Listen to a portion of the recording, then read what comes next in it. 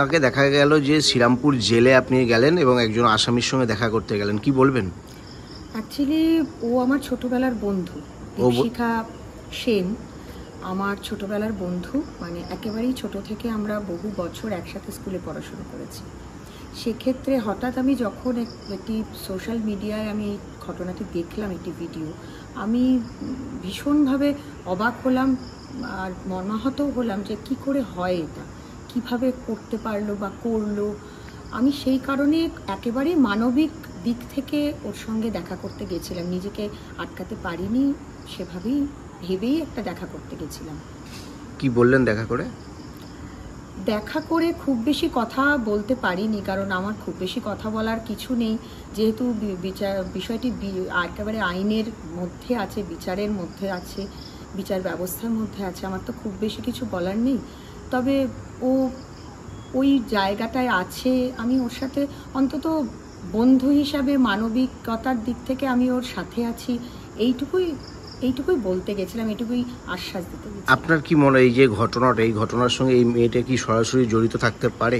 দেখুন, এটা বলা তো আমার এখতিয়ারের বাইরে, কারণ এটা একটা বিচার্য বিষয়, আইন আদালত সব কিছু প্রমাণ সাপেক্ষে প্রমাণিত হবে, বিচার চলছে।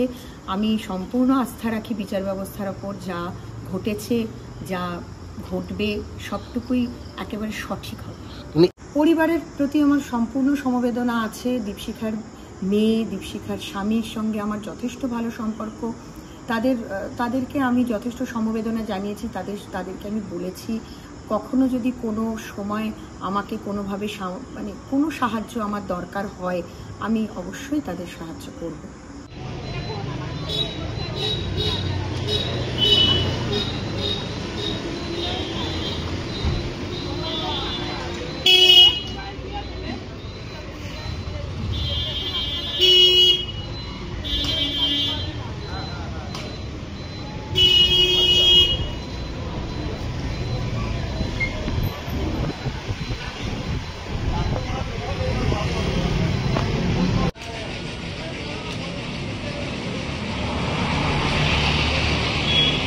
আমার দোকানে যে কেসটা হয়েছে আমি তার এগেনস্টেই কোর্টে কেসটা করেছিলাম এবং মহামান্য আদালত যেটা ঠিক মনে করেছে ঠিক সেটাই তার জাজমেন্ট বেরিয়েছে বা তার শাস্তি সেভাবেই চলছে।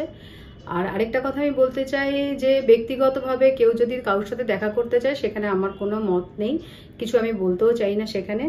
এবং ওনাদের কি জন্য উনি দেখা করতে গেছেন, উনি শুভাকাঙ্ক্ষী হয়ে যে দেখা করতে গেছেন বা কোনো কারণে দেখা করতে গেছেন, আমি যতক্ষণ আরেকজনের বক্তব্য না শুনবো ততক্ষণ আমি কোনো মন্তব্য করব না।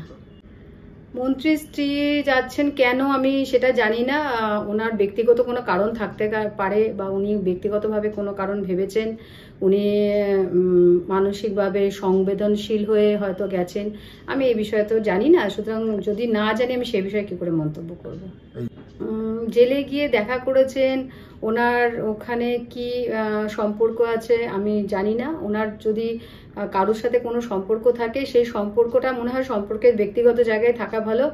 আইন আদালতের সম্পর্কটা তো পুরো আলাদা। আইন আদালতে যখন জিনিসটা পৌঁছেছে উনি নিশ্চয়ই সেই বুঝে এবং ওনার যথেষ্ট এই বিষয়ে জ্ঞান আছে, উনি ঠিক ডিসিশনই নেবেন আমার মনে হয়।